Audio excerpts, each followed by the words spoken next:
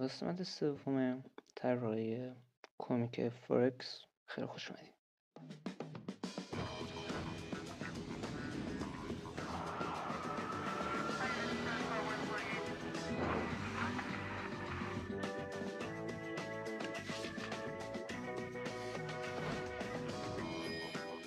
تو قسمت قبلی اومدم درباره خودش شخصیت و داستان که دارم می‌نویسم صحبت کردم و اینکه الان امروز اومدم که یکم اطلاعات بیشتری بدم درباره کمیک و نحوه طراحی دیجیتالش و اینکه شخصیت جدیدی که تو چند صفحه آیندهش اضافه کردم میخوام بهتون نشون بدم. چیز خیلی مهمی که میخوام بهتون بگم این که این ویدیویی که دارم درباره کمیک میسازم شاید برای خیلیاتون سوال باشه که چرا این ویدیوهاشو که الان 2 پارت 3 پارت 4 پارت داری میذاری این پارت‌هاش مثلا نیم ساعت 40 دقیقه 20 دقیقه نمیذاری، تایم 5 دقیقه تا 10 دقیقه میذاری. اینو بگم که مثلا من الان امروز نشستم یه 2 3 بخش 4 5 بخش کشیدم، اونقدر ویدیو در میاد ازش که مثلا بیان در باشه مثلا 20 دقیقه ویدیو بسازم. مثلا یک هفته مداوم باید بیام بشینم طراحی بکنم، طراحی دسته کمیک و بعد یه چند تا چند صفحه رو کنارم بذارم که یه ویدیو مثلا 10 دقیقه بالا بشه. و اینکه دیگه با خودم گفتم که بیام مثلا هر صفحه‌ای که میام طراحی میکنم، هر یک صفحه 2 صفحه یک کاغذ 2 کاغذی که طراحی میکنم همون ذره رو مثلا تو تایم 8 دقیقه 5 دقیقه 10 دقیقه بگیرم بشینم ویدیوشو بگیرم آپلود کنم واسه روند چیز طراحی کمیکم که اونطوری هم نه خیلی وقت شما تعریف بشه و نه اینکه الکی محتوای الکی بسازم. و بیشتر دوست دارم محتوام جمع جورتر باشه نه اینکه خیلی زیاد باشه. من پارت اول همین کمیک وقت گذاشتم تو چنل 1 ساعت و نیم بودش که اصلا بزرگ اشتباه کردم اون 1 ساعت و نیم گذاشتم. در کل که الان به خاطر که 7 10 دقیقه میذارم که یک توضیحات کوتاهی درباره اون صفحات جدیدی که درباره کمیک میکشم و بیان در اختیارتون بذارم. اگه بخوام کلی کار کنم هر 20 دقیقه نیم ساعت 1 ساعت مثلا ویدیو بذارم، نیم ساعت تا 1 ساعت به صرفی نیست چون هم تعداد پارتاش کمتر میشه و اینکه کی حوصله‌شو داره که مثلا کسی که اصلا شناخته شده نیست بیاد 1 ساعت و 1 ساعت از ویدیوشو نگاه کنه، نمیاد کسی دیگه.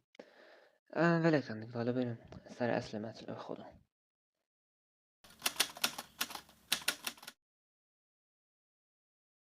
من میگه براتون که توی ویدیو قبلی هم شخصیت اصلی فورکس رو بهتون معرفی کردم که یک سایبورگ که اول طراحی دستش روی کاغذ انجام دادم، مرحله به مرحله دیجیتالش کردم. تنها شخصیت دیجیتالی که از این کمیک دارم فقط همین تصویری که اینجا میبینید و اینکه داستان این شخص اینطوریه که یک انسان معمولی که نظامی معمولی که با طی آزمایش‌هایی که روش انجام میشه تبدیل به سایبورگ میشه و در طول داستان که الان من کشیدم الان میخوام بهتون نشون بدم. این لحظه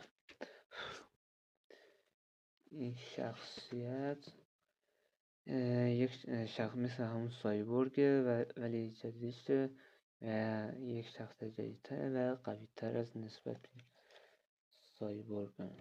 این سایبورگ یعنی الان فعلا این شخصیت جدیدی که به غیر از شخصیت اصلی اومده تو داستان اینه.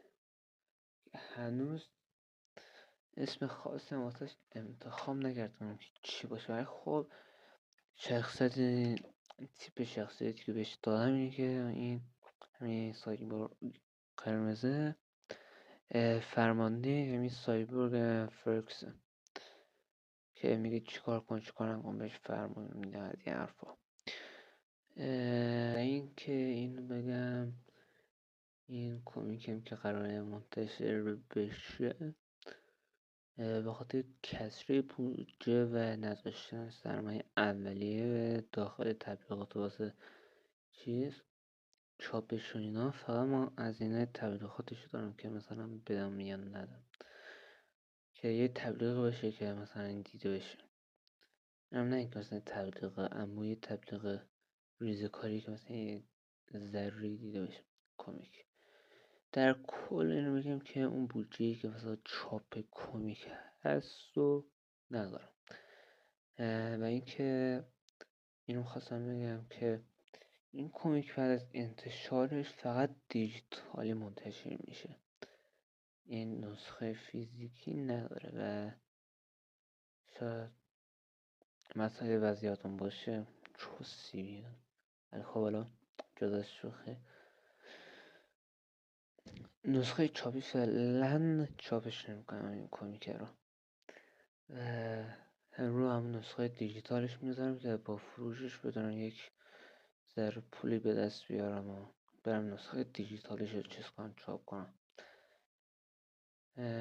و اینکه همین دیگه، این ویدیو هم همینجا تموم میکنم. همین اطلاعات جدیدی بود که دادم بهتون